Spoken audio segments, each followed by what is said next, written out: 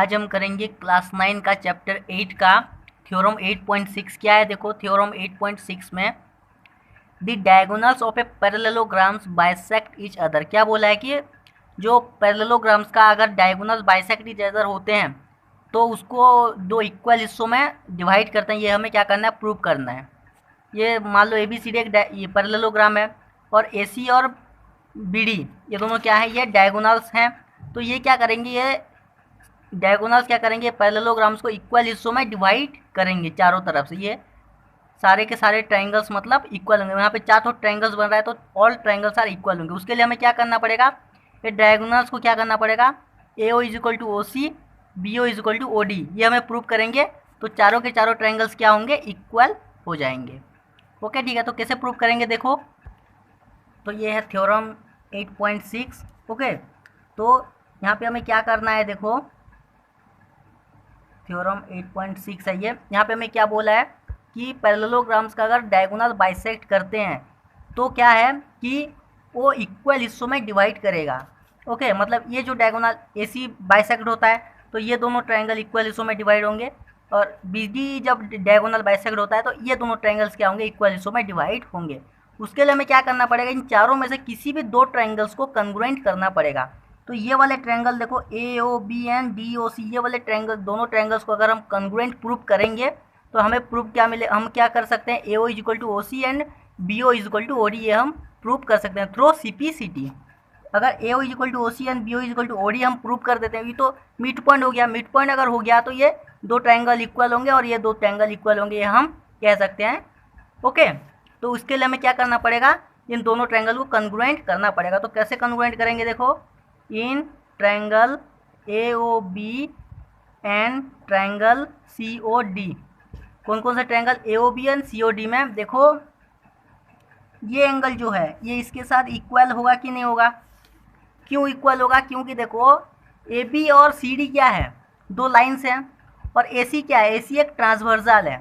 तो किसी भी दो लाइन को एक ट्रांसवर्सल अगर इंटरसेक्ट करता है तो उसके अल्टरनेट इंटीरियर एंगल्स क्या होते हैं, इक्वल होते हैं। तो इसको मान लो एंगल 1 और इसको एंगल 2 मान लो। तो यहाँ पे क्या मैं लिख सकता हूँ, angle 1 is equal to angle 2। Reason क्या होगा, alternate interior angle okay of parallel line AB parallel to CD। यहाँ पे इतना लिख सकते हो। उसके बाद देखो दोनों ट्रायंगल में AB is equal to CD, हमें क्या है, गिवन दिया है। यहाँ पे हम लिख सकते हैं AB is equal to CD, ये क्या है, ये हमें गिवन दिया गया है।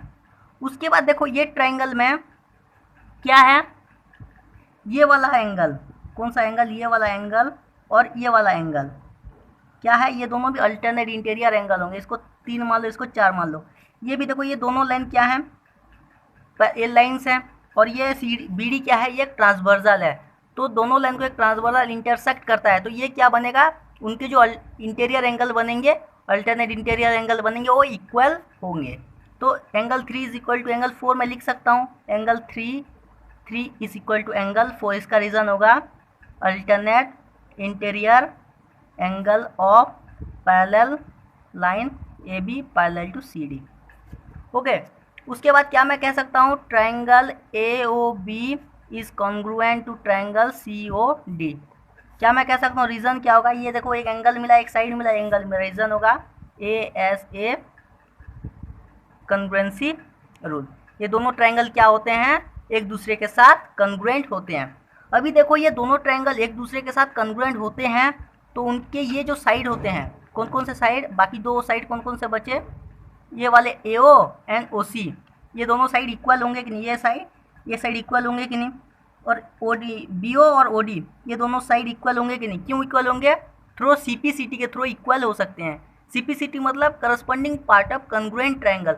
अगर कोई भी दो ट्रायंगल कॉन्ग्रुएंट होते हैं तो उसके सारे के सारे एंगल, सारे साइड क्या होंगे, दो इक्वल होते हैं। ओके, उसके करस्पॉन्डिंग पार्ट के साथ। तो AO is equal to OC and BO is equal to OD हम लिख सकते हैं। उसका रीज़न होगा देखो, AO is equal to OC, BO is equal to OD। इसका रीज़न होगा CPCT। किसके थ्रू इक्वल होंगे, CPCT मतलब corresponding part of congruent triangles, इसके थ्रू ये इक्वल होंगे। और हमें प्रूव क्या करना था, ये हमें प्रूव करना था। अगर इसके ये वाले साइड इक्वल हैं, ये A O is equal to O C है, ये जितना है ए ओ जितना है ओ सी उतना है, तो ओ क्या होगा, ओ एक मिड पॉइंट है, B O is equal to O D है, तो ओ क्या होता है, ओ एक मिड पॉइंट है। अगर ओ मिड पॉइंट है तो ये ए सी जो लाइन है ये क्या करेगा, दो इक्वल हिस्सों में इसको डिवाइड कर रहा है कि नहीं।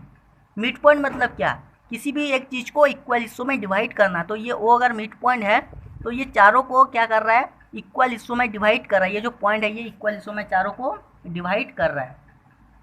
ओके, समझ में आया यहाँ तक। Hence it is prove theorem 8.6 का है। ओके, यहाँ पे हमारा 8.6 थ्योरम ख़त्म होता है।